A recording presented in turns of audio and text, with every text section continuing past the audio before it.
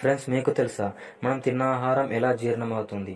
మనం తిన్న ఆహారం 95% నమలడం ద్వారా ఆహారం చిన్న ముక్కలుగా విరిగి లాలాజలంలో ఉండే ఎంజైమ్స్ అయిన అమైలేజ్, లైపేజ్తో కలిసి ఇది ఆహారంలోని స్టార్చ్ని షుగర్స్గా మార్చడానికి సహాయపడుతుంది. ఈ ఆహారం ఇసోఫాగస్ ద్వారా తిన్న ఆహారం లాలాజలంతో కలిసి జారుడు స్వభావాన్ని కలిగి అన్నవాహిక ద్వారా కడుపులోకి పోతుంది. కడుపులో ఆహారం గ్యాస్ట్రిక్ రసంతో కలుస్తుంది. దీనిలో హైడ్రోక్లోరిక్ యాసిడ్ మరియు ఎంజైమ్స్ అయిన పెప్సిన్, లైపేజ్ ఉంటాయి. ఈ ఎంజైమ్స్ ప్రోటీన్ విచ్ఛిన్నానికి సహాయపడతాయి, ఆహారం గట్టిపడేలా చేస్తాయి. తర్వాత చిన్న ప్రేగులో ఆహారం విచ్ఛిన్నమై పోషకాలు రక్త ప్రవాహంలోకి శోషించబడతాయి.